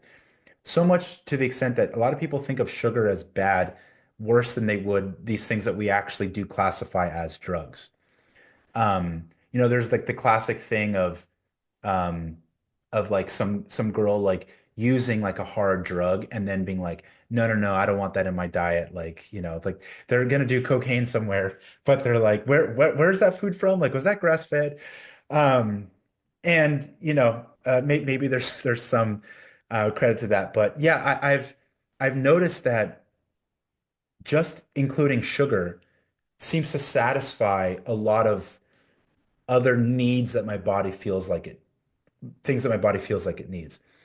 And so I think, because we know that uh, insulin opposes cortisol. That's one of the things I feel like I first learned when I was getting into nutrition, um, when I was like, in college. And, it was why I would kind of make a point to make sure that I had carbs in my breakfast when I was drinking coffee to avoid an increased cortisol spike, and I hadn't even gotten to Ray Peat yet at that point, but I very much seems like there's something specific about carbohydrates and maybe sugar, which lower stress. And this is one of the things that keeps coming back to me. It's like, and for people who follow a low carb diet or a ketogenic diet, the carb cravings seem to be this like really severe thing that they're like dealing with. You hear about people like, oh man, I never realized how much I had a problem with sugar until I stopped eating it. But it's always viewed through the lens that sugar is this like inherent bad, that carbs are bad, that, a glass of orange juice is the same thing as a soda, right? And then, of course, soda is objectively bad. And so if orange juice is being compared to soda, that makes orange juice objectively bad. I mean, I've told this story many times before, but like the most mind-blowing craving, almost like total breakdown I've ever had in my life was when I was carnivore and my carb craving, I was a few months in and my carb cravings were just insane, insatiable carb cravings to the point where I just like raided my fridge. I ate everything that had any carbohydrate in my fridge. I was eating yogurt. I raided my pantry. I ate a whole bag of almonds. I went to the store and I ate cookie dough and I got this thing and that. And I just like couldn't stop eating until I consumed like 8,000 plus calories. And it was like this, I just like blacked out and my body was, there was no bottom to my stomach. It was just like, I have to eat more. I can't stop. I can't stop. And I think that's like people looked at it and it's like, man, like carbs, sugar is really bad for you. It's like, is it really though? Like, is that what that's a sign of? Or is that not a sign that my body was desperately, desperately needing that? Where, you might say, okay, well, if you were just eating enough calories from fat on your carnivore diet, you wouldn't have had that experience. But it's like, at no point on the flip side have I ever been like, I have to just consume as much fat as humanly possible. I've never felt that on the reverse. And that's why if anything, and especially I brought up again how there are, uh, using a more naturalistic approach, there are plenty of low fat cultures, but there's not really any low carb cultures that perhaps for some people, based on their unique set of circumstances, a low carb keto approach might be the most, um, just might be what's going to work best for them. And I don't know if it's going to be the ideal scenario, but it just might be something that a lot of people either can use to get the results or they're not going to be able to adhere to something else, and that's going to be the thing that works the best. But Mm. I think that there's this if I kind of consider to kind of make sure I really answer your original question about the stress hormones and the cortisol specifically, if I think about what someone is driven to do above else. and above all else, and when I think about the way my body has responded to a lot of different things that I've thrown at it in regards to diet, it seems like at the end of the day, my greatest craving, no matter what I restrict on either end, is always for more carbohydrates. And maybe a little fat to go with it, but it's not like I would ever then go, I need to just drink heavy cream forever. Like that's going to satisfy my craving. But I could satisfy craving with pure carbs in the form of fruit and pure sugars, or I could satisfy it in terms of pure starch. But it's not like I need the fat to like quell this sort of total dysregulation. I think the combination of like the reason why ice cream is the way that it is in our culture, where it's like the movie where the girl breaks up, her boyfriend dumps her and she eats ice cream. Is she just eating ice cream because like no reason, or is because she eating it because it makes her feel good? She's not like sitting there going like, oh man, I really need to eat a steak to cope with this. Or, I need to drink heavy cream. But it's also like I don't want to eat like saltine crackers to cope with this either. It's like I want sugar and fat. And okay, like okay, there's a combination of both there, but if I had to say which one is it biased towards, it seems like it's the carbs and the fat is in second place, right? Like there seems to be something there. Fair enough. But is there such a thing as a sugar addiction, Josh?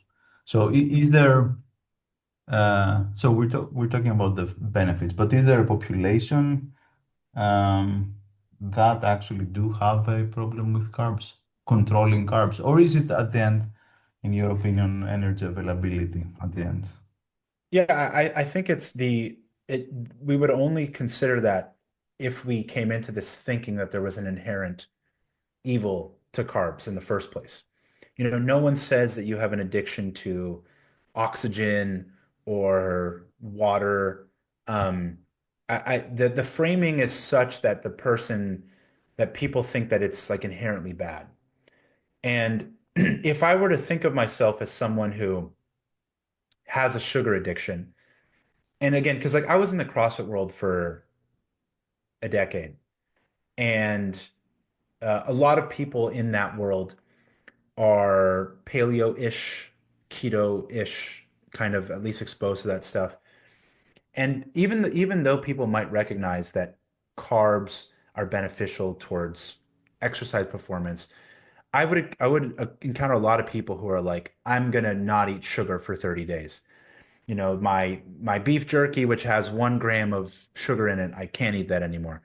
I'm not gonna eat any fruit, and it's like there's this just weird idea that I think is a purely novel cultural thing that goes, sugar is this bad, drug-like, poison-like substance, where again, it's like if I, without even, again, not that I think there's anything wrong with like refined sugar, assuming that it's not all that you eat, that it's part of an otherwise nutrient-dense diet, but if I consume nothing but sugar in the form of fruit or fruit juice, I don't feel like I'm doing anything that's drug-like. I don't feel like I don't have any sort of oh my God, I have to have more and I have to have more. I have to have more. It's just a very normal, subdued, like, I mean, uh, this glass of orange juice is all I've consumed all day. Yeah, I mean, I think I had a couple sips before we started the podcast. And it's like, am I like freaking out, like rummaging through my room to get every last bit of carbohydrates that I can? It's like if I just give myself sugar and carbohydrates, I mean, my behavior is normal. I feel better. I'm not like, like I said, insatiably trying to stuff more in my face. It feels like it just makes me totally normal. No. And at some times that might make me feel really high energy. And other times that might make me feel relaxed. Like I feel very relaxed on this podcast. If you follow, he goes by Cows Eat Grass on Okay. Twitter and Instagram. He's a Ray Peat poster, His name is Cows Eat Grass, or he might call himself Cows Eat Grass blog because he has a blog, and he's written a number of books. I have some somewhere. Um, he's like one of the people who I feel like in the Ray Peat community online, of course, everyone was very pro sugar, that he was like really trying to tell people, no, no, no, sugar, sugar's really good. Like not just sugar's fine. It's like you actually want a lot of sugar. And the more that I do this, the more that I think he was so right. And one of his tweets that I always remember is sugar can give you the energy to go to sleep. If you've ever, again, someone who's experienced various forms of insomnia, if you've ever dealt with that yourself and then fixed it, I mean, there's no truer, I cannot believe that those are the words that actually make it clear to me. But you need energy to relax. Um, and when I think about times that have been very sleep deprived, and I would kind of have this many times when I was younger, maybe in college, and I would be out drinking and partying. And you wake up in the morning after a night of very little sleep, and that sleep was not restorative whatsoever. You would feel like delirious, and it almost make you feel goofy and silly and energetic, and it would kind of be fun in a way, but you sort of feel like strung out versus when I have an abundance of sugar, I can feel so relaxed, just like unbelievably relaxed, and I can just fall asleep easily. So if there's ever a night where, especially like if my schedule is a little like a little out of control and I find that I don't get to have as much sugar as I would have otherwise had during the day, I can find myself at the end of the day almost needing to catch up on sugar. And so if there's any night that I've struggled to fall asleep, I'll just go to the fridge and grab some juice and drink a glass of juice, and then I can go right to sleep, it seems. And so there seems to be something there, and it just doesn't make sense to me to call that an addiction. If our body, like if we consider our lives like our existence and we need certain things to survive, like if that's the case, then we're addicted to everything. We're addicted to breathing. We're addicted to sleeping. We're addicted to fun. We're addicted to people. We're addicted to love. I mean, at one point, it's just like everything kind of it becomes all muddied. I don't think of it as addiction at all. I seem to just do much better with a lot of sugar. Like throughout this podcast, as I've gotten through more of the drink, I feel like I've been more relaxed. Like at first, I think I was rambling earlier because it was closer to me waking up and I was kind of getting a bunch of stuff done um and then like just kind of being able to sit down and relax. I feel like, oh no, I'm just like myself now. But I might just require a lot more energy input to perform at that higher level. And again, kind of going back to what we were talking about before, a lot of people in many circles, whether that be vegan or even a keto, think that, oh, you should only need to eat less. The less that you can eat, the better, you're more efficient. And maybe being efficient is not what is ideal if we're in an abundant situation.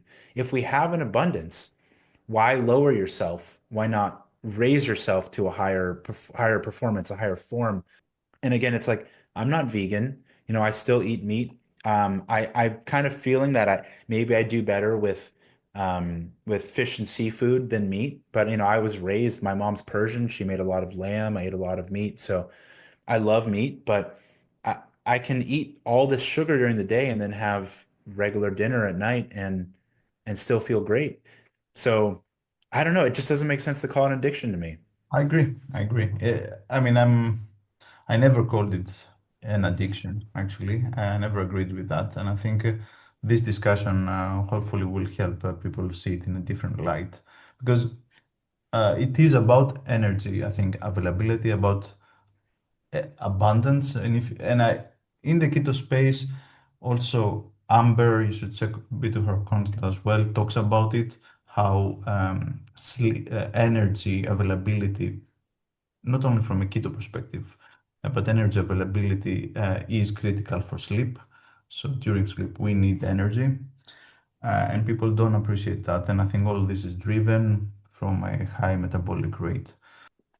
Yeah, I'm actually glad that we are discussing because I think there's a lot of things that we don't know, a lot of things that we need to learn. and maybe we start making some sense out of really get in touch with ourselves. How do we feel? Um, what's the importance of metabolic rate? And then I'm pretty sure something good will come out of all this discussion. And we don't need to be dogmatic. So I think that was a great chat. And yeah, I'm super happy. I really enjoyed it. I hope you too. Yeah, thanks. No, it was fun being here, and it's nice to kind of go like across the aisle from the carbs to the keto thing, because what I think we're trying to do is we're just trying to figure out how the body works Yeah. and how to get people results. And so I'm not married to any specific thing, I'll follow wherever I feel better. And so I think the more that these kind of conversations happen, the more likelihood that we'll find better solutions for people. Many thanks, Josh. We'll keep in touch.